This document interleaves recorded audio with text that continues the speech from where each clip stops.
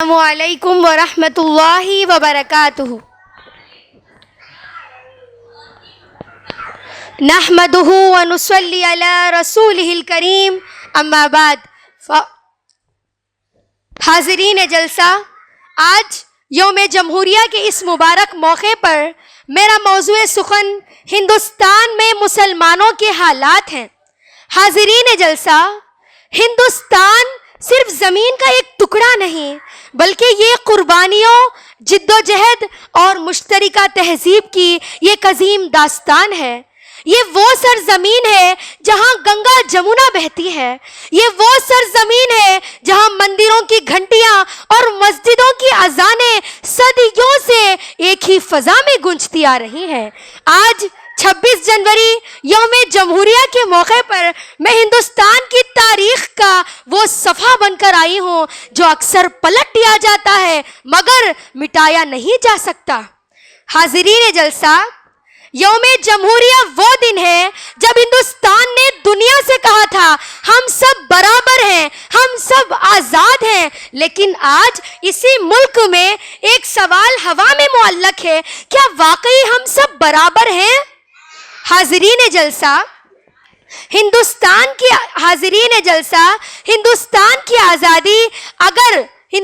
کی آزادی اگر قربانیوں سے لکھی گئی ایک کتاب ہے تو اس کے ہر باب میں مسلمانوں کا لہو شامل ہے۔ اگر ہندوستان کی آزادی ایک عمارت ہے تو اس کی بنیادوں میں مسلمانوں کی ہڈیاں دبی ہوئی ہیں۔ اگر ہندوستان ایک درخت ہے تو اس کو سیراب کرنے کے لیے مسلمانوں نے اپنا خون ڈال دیا ہے۔ اگر یہ وطن ایک چراغ ہے تو مسلمانوں نے اسے جلانے کے لیے اپنی زندگیاں تیل بنا کر ڈالی ہیں۔ لیکن حاضرین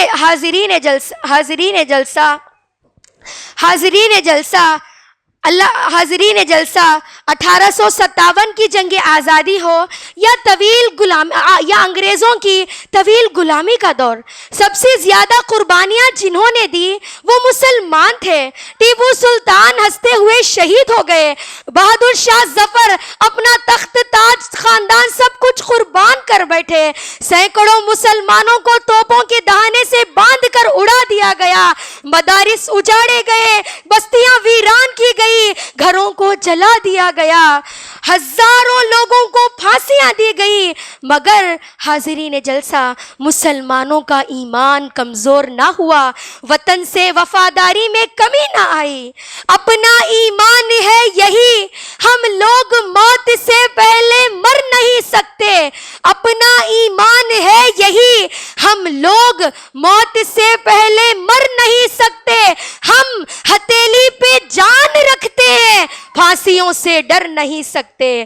اپنی آزادی کو ہم ہرگز مٹا نہیں سکتے، اپنی آزادی کو ہم ہرگز مٹا نہیں سکتے، سر کٹا سکتے ہیں مگر سر جھکا نہیں سکتے۔ حاضرین جلسہ، اب میں ہندوستان کی ترقی میں مسلمانوں کے کردار پر روشنی ڈالنا چاہوں گی۔ جدید ہندوستان کی تعلیمی بنیاد مولانا ابوالکلام آزاد نے رکھی۔ سائنس اور دفاع میں ڈاکٹر اے پی جے عبدالکلام نے ہندوستان کو پہچان دلائی۔ تعلیم میں سر سید احمد خان نے سوئی ہوئی قوم کو جگایا۔ فن تعمیر میں تاج محل نے دنیا کو ہندوستان کی پہچان دی۔ سرحد، طب، تجارت، غرض یہ کہ کوئی شعبہ ایسا نہیں جہاں مسلمانوں نے اس سرزمین میں اپنا لہو نہ بہایا ہو۔ لیکن حاضرین جلسہ، اتنی شدید قربانیوں اور اتنے عظیم خدمات کے بعد بھی آج ہمیں کیا ملا؟ ہمیں غدار کہا گیا، ہمیں دہشت گرد کہا گیا، ہمیں غیر ملکی کہا گیا، ہمیں شک کی نظروں سے دیکھا گیا۔ قربان دل و جاں اس خاک وطن پر، قربان دل و جاں اس خاک وطن پر، ہم دولت و شہرت کے طلبگار نہیں۔ تم دیکھ لو آزادی کی تاریخ اٹھا کر، تم دیکھ لو آزادی کی تاریخ اٹھا کر، ہم لوگ وفادار ہیں، غدار نہیں۔ حاضرین جلسہ، آج ہندوستان میں آج کا مسلمان خوف سے جینے پر مجبور ہے. کبھی اس کے نام پر سوال، کبھی اس کی عبادت پر شک، تو کبھی اس کی شریعت میں مداخلت. یہ جمہوریت نہیں، یہ جمہوریت کی روح کو زخمی کرنا ہے. حاضرین جلسہ، ہندوستان کا آئین ہر ملک کو برابر کا شہری قرار دیتا ہے. یہ اصول ہم نے دیکھا کہ یہ اصول اکثر کاغذ پر مضبوط اور زمین پر کمزور ثابت ہوتے ہیں. آرٹیکل 15 مذہب کی بنیاد پر امتیاز سے منع کرتا ہے، تو آرٹیکل 19 اظہار رائے کی آزادی دیتا ہے. مگر ہم نے یہ بھی دیکھا کہ آوازیں اٹھانے والوں کی آوازیں دبائی گئیں، ناحق کے خلاف لڑنے والوں پر مقدمات چلائے گئے. آرٹیکل 25 ہر شہری کو اپنے مذہب پر عمل کرنے کی آزادی دیتا ہے. اب مذہبی آزادی اور شریعت میں مداخلت کے خلاف میں آپ کے سامنے کیا ہی وضاحت کروں. حاضرین جلسہ، اب میں ایک سوال حکومت سے بھی کرنا چاہوں گی. کیا آئین صرف کتاب میں بند رہنے کے لیے ہے؟ کیا یہ سب کچھ جو ہندوستانی آئین میں ہے، یہ زمین پر عملاً کیوں نہیں دکھائی دیتا؟ آئین صرف تقریروں اور تقاریب کے لیے ہے یا فیصلوں اور رویوں کے لیے بھی؟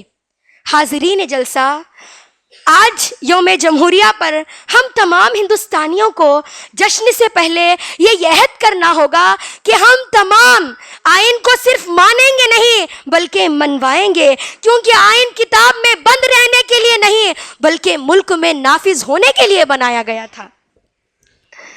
ہم اپنے دیش کو کبھی مٹنے نہیں دیں گے، ہم اپنے دیش کی پہچان کو کبھی مٹنے نہیں دیں گے.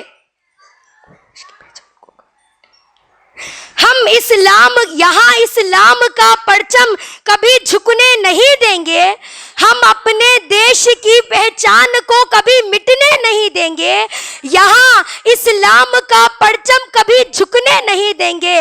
واللہ یہ ملک خدا داد رہے گا، آزاد تھا، آزاد ہے، آزاد رہے گا انشاءاللہ. وما علینا الا البلاغ. السلام علیکم ورحمۃ اللہ وبرکاتہ.